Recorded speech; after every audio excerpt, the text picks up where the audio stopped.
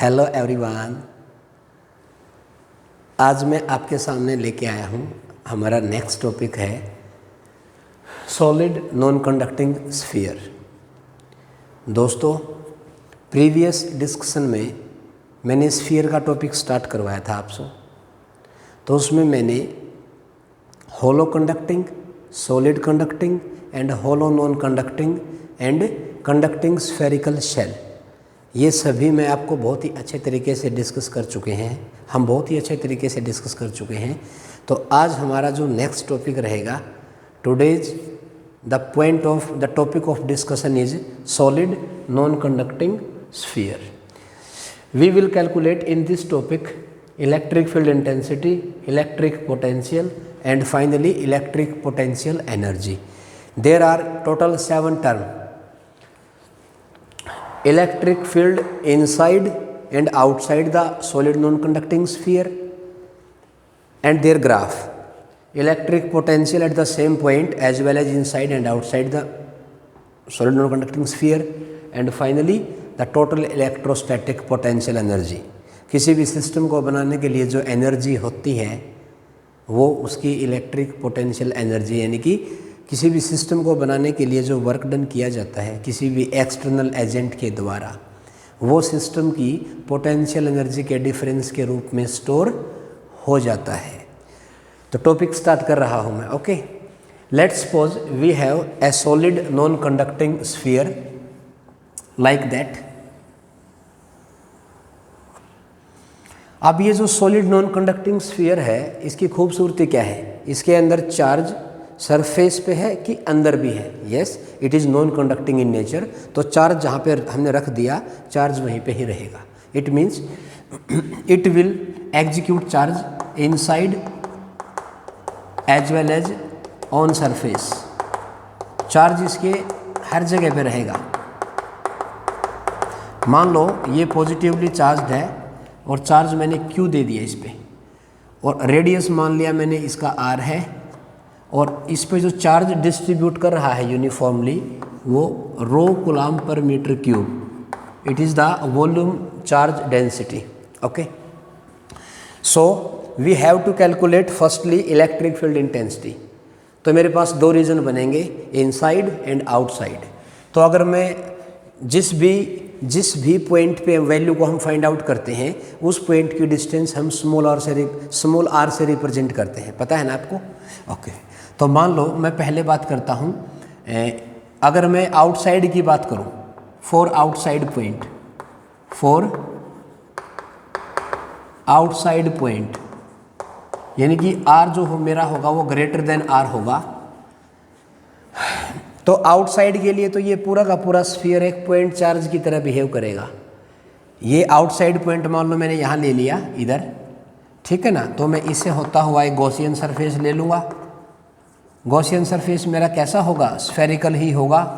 फिर मैंने उस पर एक स्मॉल एलिमेंट कट करूँगा, उसका एरिया वेक्टर और इसकी वजह से इलेक्ट्रिक फील्ड को देखूँगा, उन दोनों में एंगल 0 आ जाएगा। तो मेरा फ्लक्स है जो फॉर्मूला बनेगा E.ds equal to Q enclosed by epsilon naught, ये आ जाएगा। और फिर E की वैल्यू मुझे फाइंड आउट करनी है, ये क्लोज सरफेस पूरे के लिए कितना आ जाएगा। ये जो गॉसियन सरफेस में लेके चलूँगा इसके अराउंड ऐसे स्फेरिकल नेचर का, तो उसका पूरे का एरिया कितना आ जाएगा। चार्ज कितना लिखूँ इसका? चार्ज कितना है? अब इस पे अगर चार्ज Q है, मान लो चार्ज Q है इस पे पूरे पे, तो ये पूरा का पूरा चार्ज इसके अंदर आ गया ना दोस्तों। तो इसको मैं ऐसे कैसा लिख सकता हूँ? बाय एप्सिलॉन नॉट, और E की वैल्यू मेरी आ जाएगी Q by 4 pi epsilon naught R², यह आ जाएगी। For the outside point all sphere, either hollow conducting sphere, solid conducting sphere, hollow non-conducting sphere and conducting spherical shell, and also solid non-conducting sphere। अगर मेरा point outside है तो 4 के 4 cases में वो जो स्फीयर है वो पॉइंट चार्ज की तरह ट्रीट करेंगे, यानी कि they behave as a point charge. और हमें पता है किसी भी पॉइंट चार्ज की वजह से, let's suppose we have a point charge plus Q at a certain distance, the value of electric field intensity is simply written as तो आउटसाइड पॉइंट के लिए स्फीयर है वो पॉइंट चार्ज की तरह बिहेव करेगा। ओके, अब मेन फाइट है इसमें इनसाइड के रीजन को लेके। इनसाइड के लिए अगर मैं इनसाइड की बात करता हूँ दोस्तों, तो इनसाइड में मेरा आर क्या हो जाएगा, लेस देन कैपिटल आर हो जाएगा। तो इसको मुझे आपको बताना है, तो इस चीज़ को थोड़ा सा ध्यान से सुनना। बाकी है तो कुछ नहीं इसमें, लेकिन फिर भी थोड़ा सा आपको ध्यान से सुनना पड़ेगा इसमें। दोस्तों मान लिया मैंने ये पॉइंट ले लिया यहाँ पे, पी पॉइंट इनसाइड में, क्लियर। अब मैंने क्या किया, जिस पॉइंट को मुझे स्टडी करना है उस पॉइंट से होता हुआ मैं क्या ड्रॉ कर दूंगा, Gaussian surface. It is also a spherical surface. तो ये गॉसियन सरफेस मैंने ले लिया दोस्तों, ये गॉसियन सरफेस आ गया मेरा। ध्यान से देखो अपनी स्क्रीन को, ये गॉसियन सरफेस आ गया। अब इसमें पूरे में चार्ज क्यू था, तो इस स्मॉल रीजन में कुछ तो चार्ज होगा, तो मैंने इस स्मॉल वाले चार्ज को बोल दिया है क्यू, स्मॉल क्यू।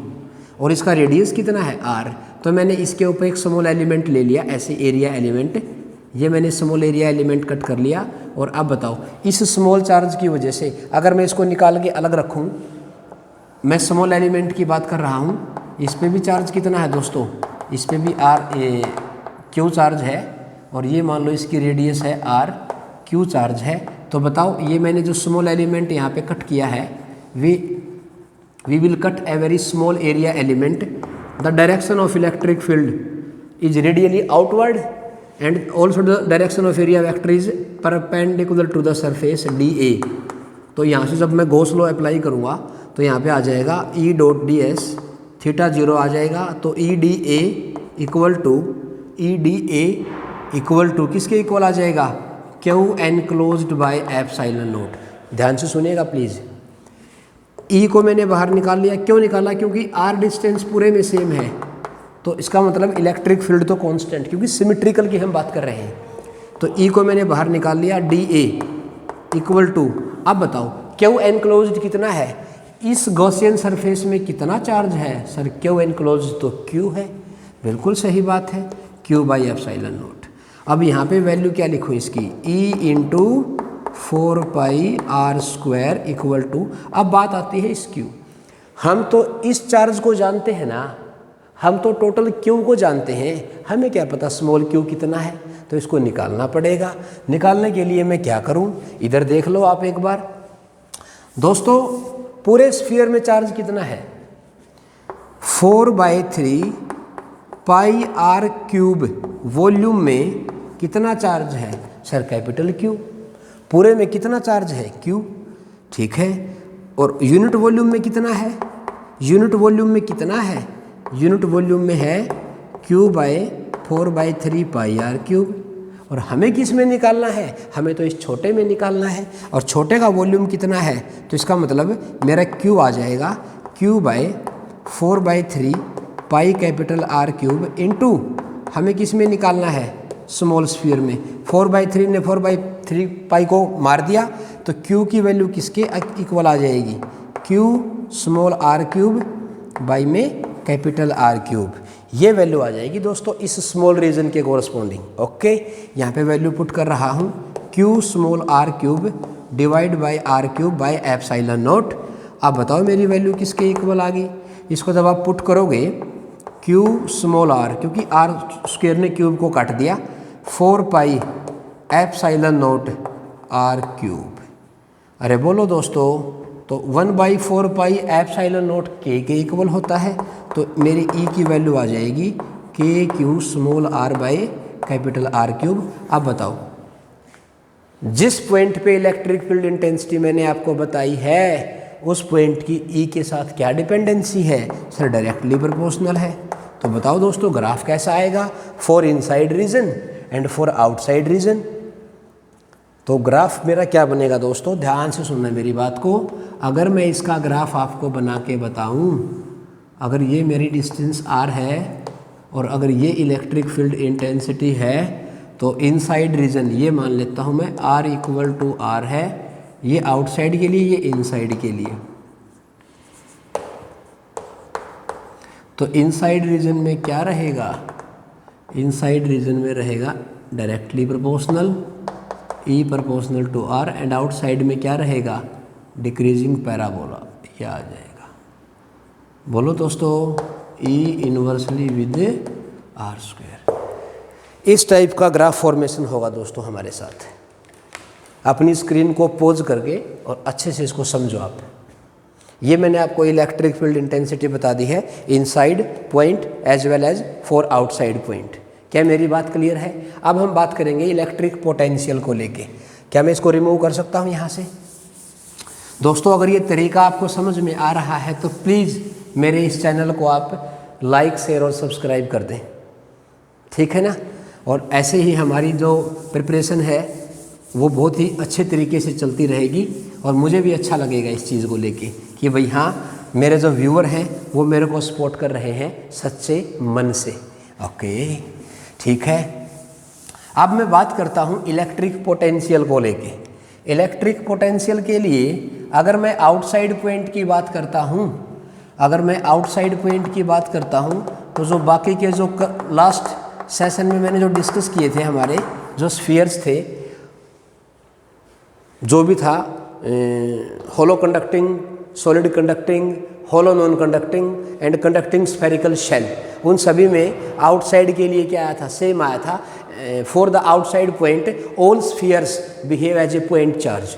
तो अगर मैं आउटसाइड की बात करता हूँ r ग्रेटर देन r के लिए, तो v की वैल्यू आ जाएगी मेरी KQ/r, ये वैल्यू आ जाएगी। ये आउटसाइड के लिए था, ईच एंड एवरी पॉइंट के लिए ये आ जाएगी। आउटसाइड की अगर मैं बात करता हूँ, अब मुझे तो मेन क्या है मेरे लिए, इसमें इनसाइड का पॉइंट निकालना है। इनसाइड के लिए ध्यान से सुनना मेरी बात को, थोड़ा सा इसको बड़ा बना के दिखा दूँ क्योंकि आपके समझ में आना जरूरी है। ये फील करना मेरी बात को। आउटसाइड के लिए ये आ गया दोस्तों। अब मैं बात करता हूँ इनसाइड वाले पॉइंट के लिए। देखो इधर बना लेता हूँ मैं। मान लो ये कोई स्फीयर है मेरे पास, बड़ा सा स्फीयर है मान लो, ठीक है, और इस पे ऐसे चार्ज बिखरा हुआ है यूनिफॉर्मली।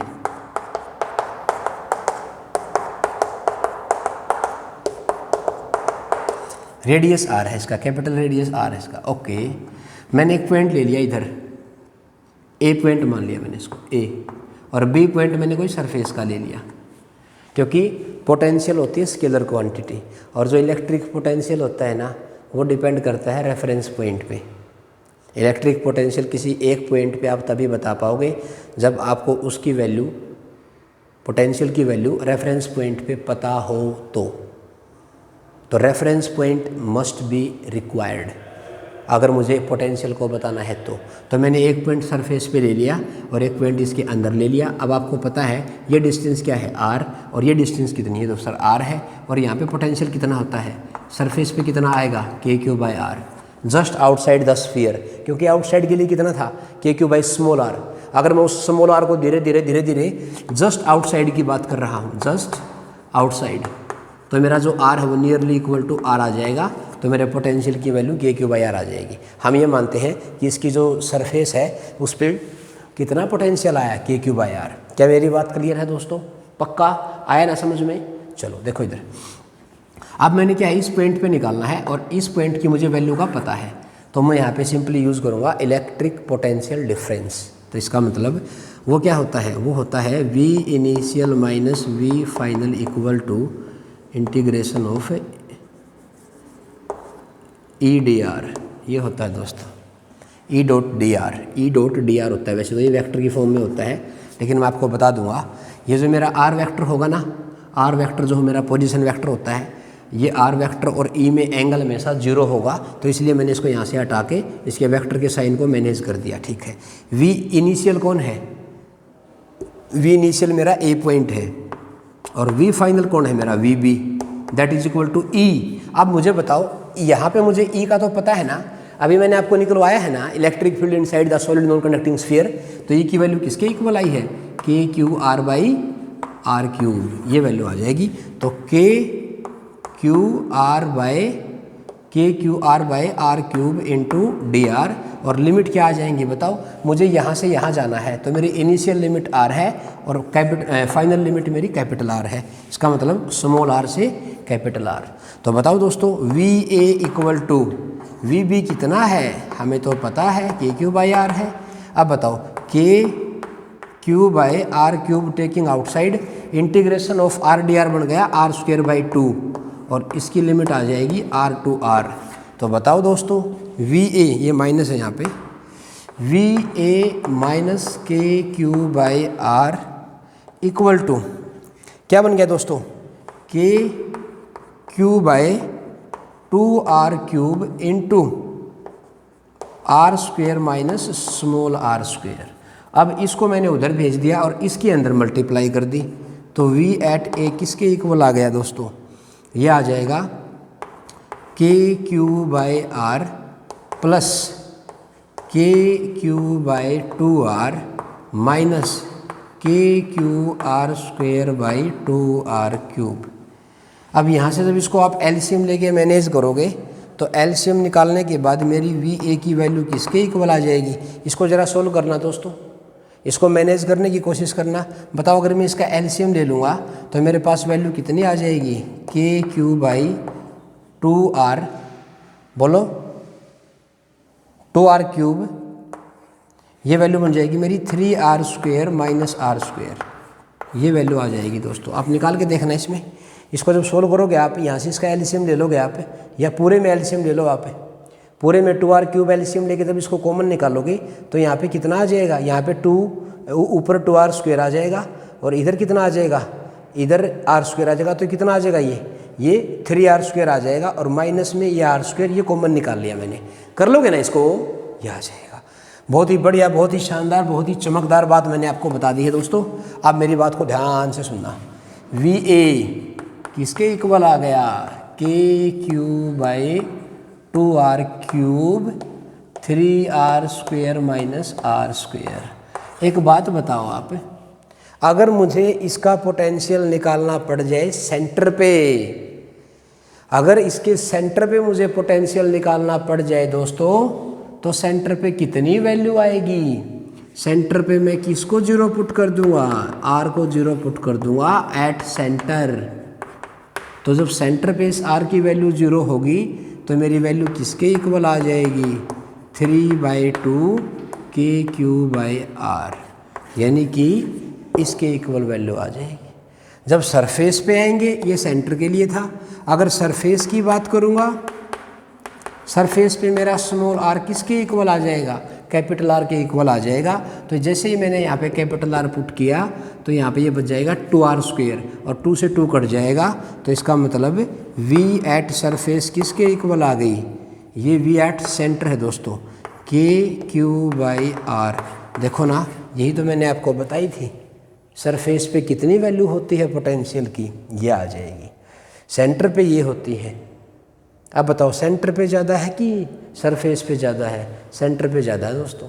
ये तो है 1.5 और ये 1, तो ये ज़्यादा है। तो इसका मतलब जब हम सॉलिड नॉन कंडक्टिंग स्फीयर के सेंटर से सरफेस की तरफ आते हैं तो हमारा इलेक्ट्रिक पोटेंशियल है वो डिक्रीज़ करता है। बोलो दोस्तों, और आउटसाइड वाले पॉइंट के लिए क्या आया था, उसके लिए तो ये ऐसे है।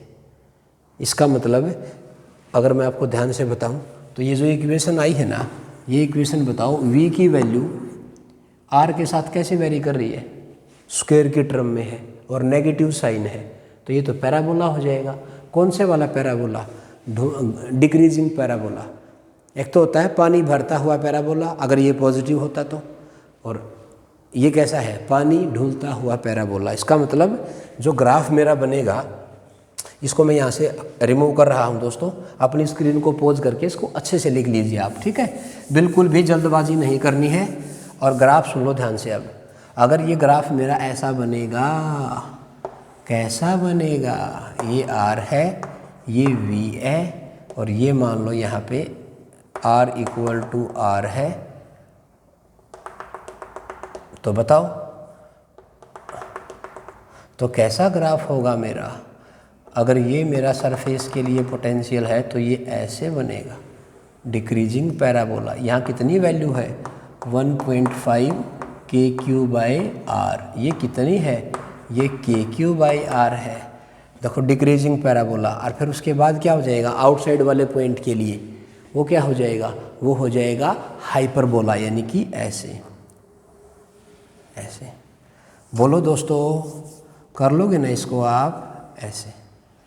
तो इसका मतलब ये पैराबोला और ये हाइपरबोला, ये ग्राफ ऐसे आएगा।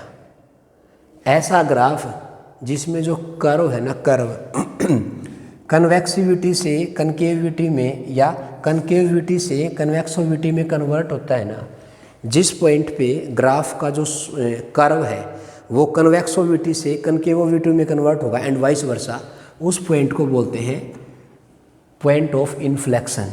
क्या बोलेंगे उसको हम? Point of inflection.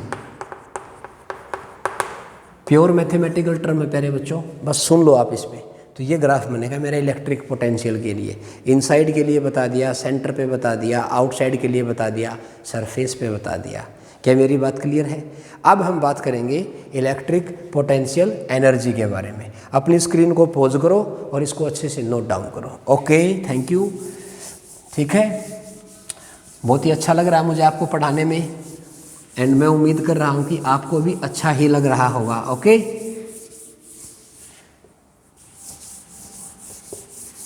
अपना साथ ऐसे ही बना के रखना दोस्तों, और अपनी तैयारी को बहुत ही अच्छे तरीके से आप इसमें रखो, क्योंकि बड़ी पेंडेमिक सिचुएशन, बड़ा ही बुरे दौर से गुजर रहे हैं सभी, और ख़ासकर जो एजुकेशन डिपार्टमेंट है वो तो और भी ज़्यादा बुरे दौर से गुजर रहा है, क्योंकि पिछले 1 साल से बच्चों की क्लास नहीं हो पा रही। बच्चे अपने स्कूलों को इतना ज़्यादा मिस कर रहे हैं, है ना? आप भी कर रहे हो ना बच्चों? ओके, तो जो भी फैसिलिटी टाइम टू टाइम मिल रही है हमें उसको प्रॉपरली यूटिलाइज तो करना हमारा फ़र्ज़ बनता ही है ना? तो प्लीज़ और भी जो भी आपके फ्रेंड सर्कल में हैं तो मुझे वहाँ तक भी पहुँचाइए, शेयर कीजिए मुझे ज़्यादा से ज़्यादा। ठीक है, मुझे भी आप जैसे अच्छे इंसानों के साथ सामने आने का मौका मिल रहा है। मैं भी अपने आप को बड़ा ही सौभाग्यशाली समझ रहा हूँ। ओके, चलो अभी मैं आपको बोर नहीं कर रहा ज़्यादा, तो नेक्स्ट टॉपिक की तरफ बढ़ते हैं।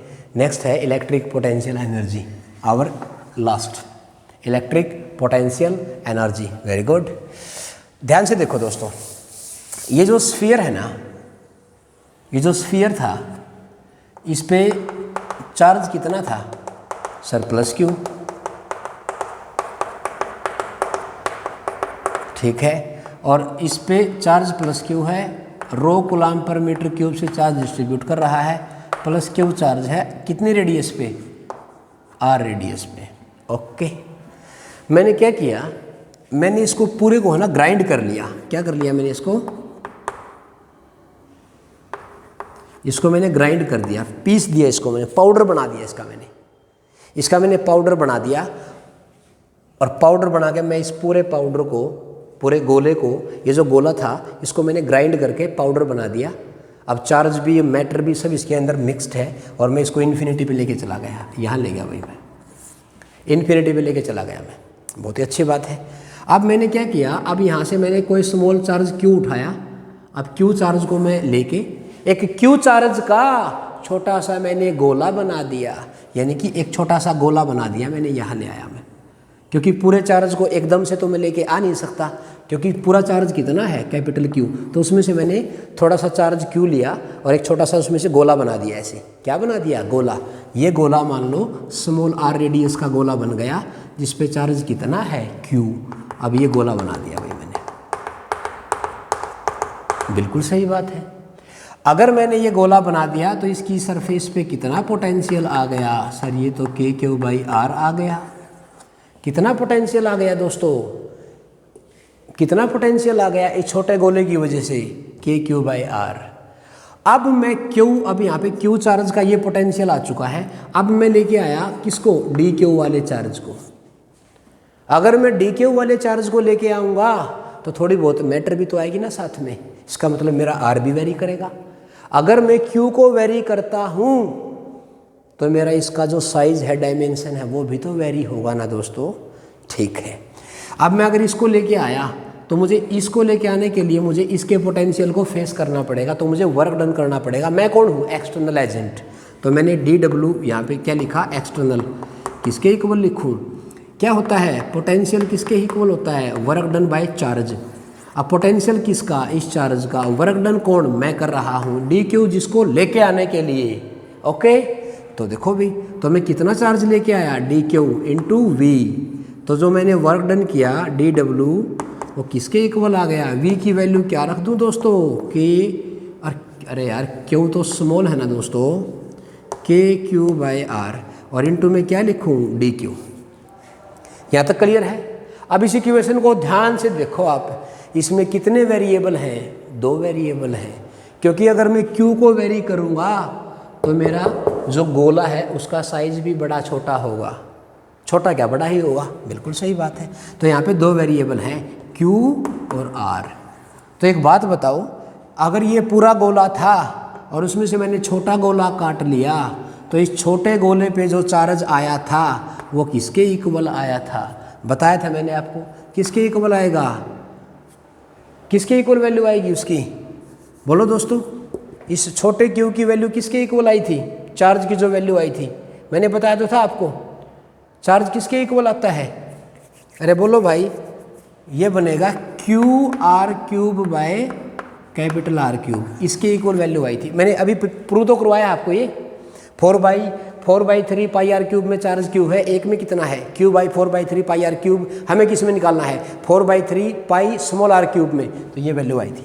4/3 पाई ने 4/3 पाई को काट दिया, ये आ गया, ठीक, ओके, बहुत बढ़िया, बहुत मज़ा आया। इधर देखो अब, लेकिन एक बात बताओ, अगर मैं Q को वेरी करूंगा तो मेरा R भी तो वेरी कर रहा है ना, तो मुझे यहाँ पे dQ को और निकालना, तो यहाँ पे इसका डेरिवेटिव कर दूंगा। dQ किसके इक्वल आ गया, 3r² dr divide by R³, ये भी आ जाएगा। अब ये dQ dr के रिस्पेक्ट में आ गया, ये Q r के रिस्पेक्ट में आ गया। मैं पूरे पैरामीटर को किसके रूप में ले आऊँगा, R के रूप में, क्योंकि मेरी लिमिट क्या होगी, इसकी लिमिट क्या होगी मेरी, 0 से कैपिटल R इसकी लिमिट आ जाएगी, 0 से कैपिटल R इसकी लिमिट आ जाएगी। तो बताओ वैल्यू को पुट करते हैं, तो dw किसके इक्वल आ गया, K/R। Q की वैल्यू क्या लिखूं दोस्तों, QR³ divide by R³। dQ की वैल्यू कितनी है, 3r² dr divide by R³। अरे बोलो दोस्तों, बोलो भाई, ये आ जाएगा, बहुत बढ़िया, बहुत शानदार, बहुत मज़ा आया। अब बताओ, R ने इस एक R को काट दिया, KQ², ठीक है, और R की कितनी होगी, R⁴ into dr divide by R�6। क्या मैं इसको ऐसे लिख सकता हूँ, अब क्या कर दूंगा, इस पूरे को मैं इंटीग्रेट, और लिमिट क्या रखूँ मैं इसकी, बताओ, इसकी लिमिट क्या हो सकती है, 0 से, जब बहुत छोटा था तो पूरा चार्ज वहाँ पे था, तो मैं लिमिट क्या रखूँ, 0 से R रख दूंगा इसकी लिमिट। जब इसको मैं 0 से R रखूँगा दोस्तों, तो बताओ मेरा इधर क्या बन गया, वर्क डन। किसने किया ये वर्क डन, ये तो एक्सटर्नल ने किया, किसके इक्वल आ गया, KQ² बाई R⁴, और इसको इंटीग्रेट करो आप, ये बन जाएगा R⁵/5। तो यहाँ से दोस्तों लिमिट आ जाएगी मेरी 0 से R। तो दोस्तों work done by external equal to, तो बताओ क्या बनेगा, ये KQ² बाय, ये R⁵ आ जाएगी, नीचे आ जाएगा 5R। अरे बोलो दोस्तों, और मैंने एक चीज़ को यहाँ पे मिस भी कर दिया, बच्चे मुझे पता, आप मुझे बोल भी रहे होगे सर आपने 3 को मिस कर दिया, बोल रहे थे ना आप, लेकिन मुझे सुनाई नहीं दिया। लेकिन अब मुझे समझ में आ गया कि मैं किस टर्म को मिस कर रहा हूँ। तो अब ये जो मैंने वर्क डन किया ये किस में चला गया, ये डेल्टा U में चला गया, दैट इज इक्वल टू होती है U final minus U initial, U final minus U initial. बोलो दोस्तों, अब इनिशियल कहाँ था, मेरा इनिशियल पॉइंट पूरा सिस्टम कहाँ रखा था, इन्फिनिटी पे, तो इसका मतलब इन्फिनिटी पे वैल्यू तो मेरी 0 आ जाएगी, तो मेरी U की वैल्यू किसके इक्वल आ गई, 3KQ² by 5R। It is the total potential energy of solid non conducting sphere, solid non conducting sphere. बड़ी चमकदार बात हो गई। लेकिन अगर मैं इसकी आउटसाइड एनर्जी की बात करता हूं, अगर मैं आउटसाइड एनर्जी की बात करता हूं, आउटसाइड वाली एनर्जी की अगर मैं बात करता हूं, तो वो सभी स्फीयर के लिए सेम होती है, चाहे वो होलो कंडक्टिंग हो, सॉलिड कंडक्टिंग हो, जो मैंने बताए हैं और जिसकी बात आज कर रहा हूँ, सभी में आउटसाइड के लिए जो एनर्जी होगी वो कितनी होगी? वो एनर्जी होगी R से लेके इन्फिनिटी रेंज की, जिसकी वैल्यू आती है KQ²/2R। It is only for the outside region. ये आउटसाइड रीजन की एनर्जी है। ये कौन सी एनर्जी है? ये तो टोटल एनर्जी है। कौन सी एनर्जी है? टोटल। ये कौन सी? आउटसाइड की। तो अगर मैं इस टोटल में से इसको माइनस कर दूं, इस पूरे में से बाहर की एनर्जी को माइनस कर दूं, तो मेरी इस वाले सिस्टम में अंदर की एनर्जी आ जाएगी। यानी कि मैं क्या लिखूं? U total equal to U outside plus U inside. U total कितना आया दोस्तों? 3/5 KQ²/R। U आउटसाइड कितनी है दोस्तों? KQ²/2R प्लस में UI। तो फाइनली जब आप UI की वैल्यू सोल्व करोगे तो किसके इक्वल आएगी दोस्तों? अरे बोलो भाई, KQ²/10R के इक्वल आ जाएगी। एक एक बात को मैंने बहुत अच्छे तरीके से बताया है। एक एक बात को बहुत अच्छे तरीके से बताया है मैंने आपको। टोटल एनर्जी ये है, आउटसाइड की एनर्जी ये तो सभी जितने भी स्फीयर होते हैं ना, सब के लिए सेम आएगी ये तो। और ये इनसाइड की एनर्जी आ जाएगी। आपको डायरेक्ट रिजल्ट याद करने पड़ेंगे, अगर आप कर सकते हो तो। मैं उम्मीद करता हूँ जो भी मैंने आपको बताया आपको समझ में आया कि नहीं आया? बोलो दोस्तों, आया ना समझ में? ओके, अपनी स्क्रीन को पॉज करो और इसको बहुत ही अच्छे तरीके से नोट डाउन करो।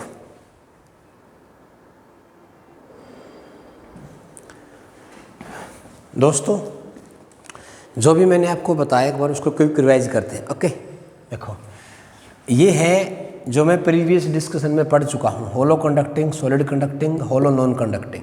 उसमें इलेक्ट्रिक फील्ड इंटेंसिटी इनसाइड में कितना आया था? 0। इसमें कितना आ गया?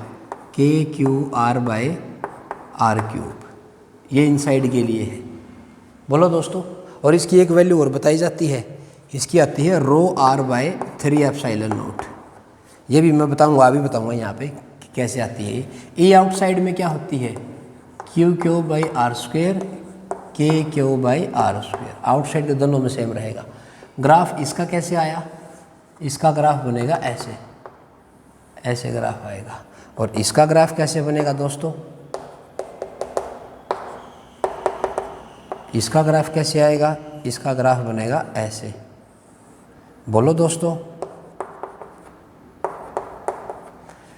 V इन इसका कितना आया? ये तो इक्विपोटेंशियल सरफेस की तरह काम करता है, लेकिन इसका V कितना आया दोस्तों?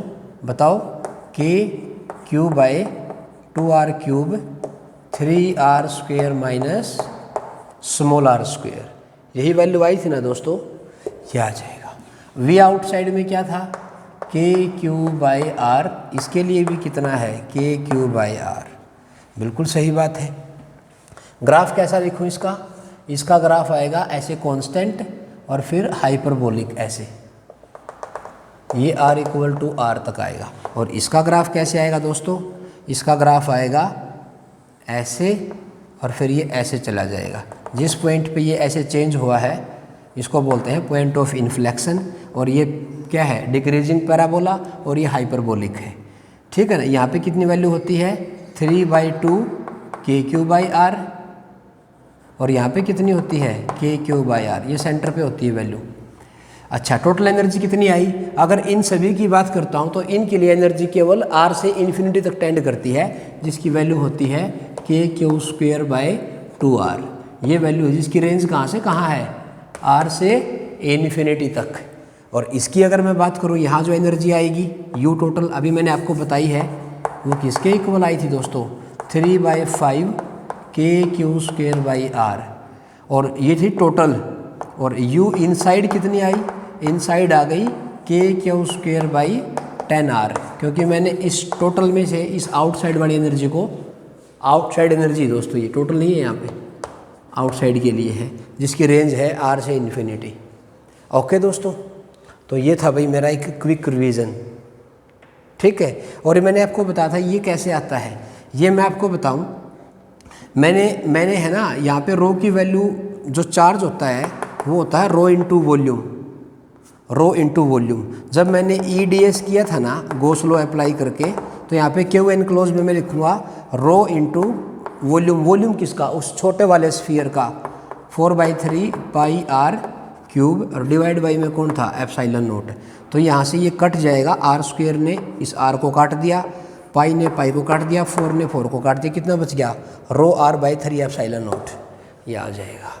तो दोस्तों ये था मेरा सॉलिड का कंप्लीट टॉपिक, सॉरी स्फीयर का टॉपिक कंप्लीट। गॉस लॉ की एप्लीकेशन है ये, और जितनी भी एप्लीकेशन थी गॉस लॉ की मैं आपको बता चुका हूँ। ठीक है, अपनी स्क्रीन को अच्छे से पॉज करके इसको नोट करो दोस्तों। ठीक है, और अपना साथ ऐसे ही बना के रखने के लिए आपका बहुत बहुत धन्यवाद। ठीक है, अगर आप कहते हो तो एक शानदार क्वेश्चन और करवा दूँ, बढ़िया सा करवा दूँ, बढ़िया सा क्वेश्चन, चलो करवा देता हूँ मैं। आप तब तक अपनी स्क्रीन को अच्छे से पॉज करो दोस्तों।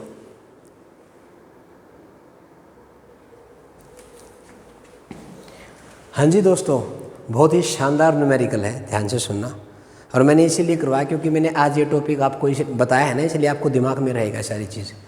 अब की बार वही है, सॉलिड नॉन कंडक्टिंग स्फीयर है, बट पिछले वाले में जो डेंसिटी थी वो कांस्टेंट थी, लेकिन हमेशा डेंसिटी कांस्टेंट हो ऐसा कोई ज़रूरी नहीं है। डेंसिटी वेरिएबल है, रो नॉट आर, यानी कि आर के साथ वैल्यू वेरी कर रही है।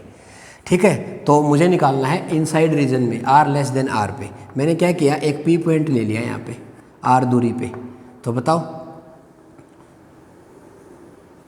क्या ले लूँगा, गॉसियन सरफेस, स्फेरिकल हो जाएगी ये रही।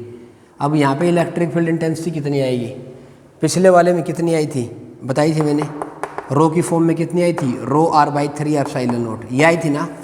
लेकिन क्या अब की बार रो है क्या, नहीं, तो अब की बार तो रो वेरिएबल है। तो वेरिएबल है तो कैसे सोल्व करेंगे, जब r की वैल्यू 0 है तो रो की वैल्यू भी 0 है, r बढ़ रहा है तो रो ऐसे बढ़ रहा है। तो इसका मतलब मुझे इसको मैथमेटिकली सोल्व करना पड़ेगा। कैसे सर, ध्यान से सुनना। यहाँ से यहाँ मेरी डेंसिटी वेरी कर रही है तो मेरा चार्ज भी वेरी कर रहा है, क्लियर है। तो दोस्तों मैंने क्या किया, मैंने किसी x डिस्टेंस पे जाके मुझे निकालना तो यहाँ तक है, तो पहले मैं क्या करूँगा, यहाँ से लेके यहाँ तक बीच में किसी x दूरी पे जाके और एक dx रेडियस का एक छोटा सा क्या कट कर लिया,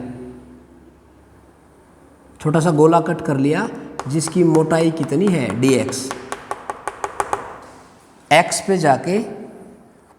जाके एक dx मोटाई का एक मैंने स्फीयर कट कर लिया दोस्तों। तो इसका एरिया कितना होगा, इसका एरिया बनेगा वॉल्यूम, इसका छोटा सा का वॉल्यूम कितना होगा, वॉल्यूम बनेगा 4 पाई x स्क्वायर इंटू dx, यह आ जाएगा 4 पाई x स्क्वायर इंटू dx। तो जब मैं इसके लिए यहाँ पे क्या अप्लाई करने वाला हूँ, गॉस लॉ, तो मैं इसको लिखूँगा E into 4 pi r square equal to Q enclosed कितना आ जाएगा, मेरा क्यू एनक्लोज्ड अगर मैं निकालूंगा यहाँ पे तो डी क्यू किसके बराबर होता है, रो इंटू डी वी। अब मुझे तो इस x दूरी की बात करनी है ना, तो डी क्यू इक्वल टू रो की वैल्यू कितनी लिखूँ, x डिस्टेंस पे रो कितना हो जाएगा, रो नोट x आ जाएगा, और डी वी की वैल्यू कितनी है 4 पाई x square into D x. और क्या कर दूंगा, इसको इंटीग्रेट कहाँ से कहाँ, 0 से लेके जहाँ तक मुझे इसको निकालना है, कितनी दूरी तक, r तक, तो 0 से लेके छोटा r। तो क्यू कितना आ जाएगा, रो नोट बाहर आ गया, 4 पाई भी बाहर आ गया, x की power 3 into D X, limit 0 to r। तो मेरा आंसर कितना आ जाएगा, क्यू की वैल्यू आ जाएगी rho naught pi by r power 4। इतना चार्ज है दोस्तों यहाँ से लेके यहाँ तक इसमें।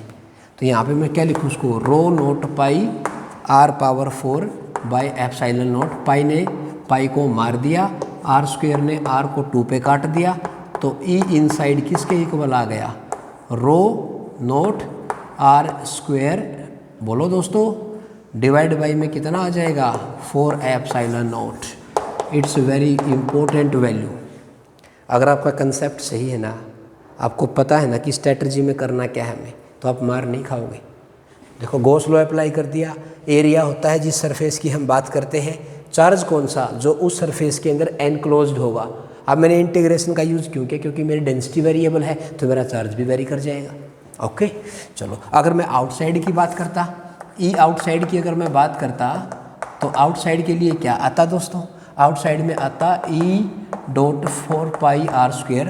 अब मैं कहीं बाहर के लिए निकालता इसको, मान लो यहाँ ले लेता बाहर के लिए, तो ऐसे क्या ले लेता ऐसे एक गॉसियन सरफेस ले लेता दोस्तों। तो उस केस में क्या होता, यह आ जाता और यहाँ पे क्यू कितना आता। अब बताओ, अब मेरा क्यू कितना होता, ये जो मेरी वैल्यू आई है ना ये वाली, ये मैंने 0 से लेके x पे जाके dx लिया, ये पूरे में यहाँ से लेके यहाँ तक लोगे कि यहाँ तक लोगे, जहाँ तक मैटर है, जहाँ तक हम एलिमेंट कट कर सकते हैं, तो लिमिट मेरी यहाँ से यहाँ आ जाएगी अब की बार, क्योंकि सारा चार्ज यहीं तक सिमटा हुआ है ना। तो ठीक है ना, अगर इस पॉइंट की बात करूँगा तो मेरा पूरा चार्ज ये आ जाएगा, तो मेरी लिमिट अब की बार 0 से स्मॉल r न होके 0 से कैपिटल R हो जाएगी। तो इसका मतलब यहाँ पे मैं लिखने वाला हूँ ρ0 4π इंटीग्रेशन क्या लिखूँ x⁻³ इंटू dx 0 से कैपिटल R बाई ε0। सिर्फ ये फ़र्क है, लिमिट का चेंज आया है दोस्तों।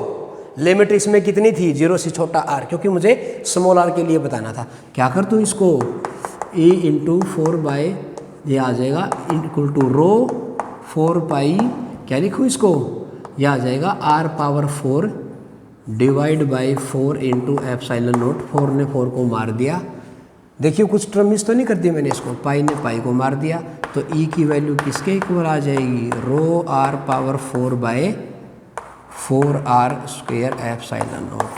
ये मेरे आउटसाइड की वैल्यू आ जाएगी। आए ना समझ में। तो अगर मेरी डेंसिटी वेरिएबल है, आपको घर के लिए बता रहा हूँ मैं, होमवर्क है, होमवर्क ये है, यही है, सॉलिड नॉन कंडक्टिंग स्फीयर है। अब की बार रो किसके इक्वल है, ρ/r के इक्वल है। क्या आप निकाल सकते हो, ये सॉलिड नॉन कंडक्टिंग स्फीयर है दोस्तों, तो आपको निकालना है r r के लिए और r r के लिए। प्लीज़ इसको सोल्व करके देखना, और इसका जो भी आंसर आएगा मेरे से कमेंट सेक्शन में ज़रूर डिस्कस करना एक बार, ठीक है दोस्तों।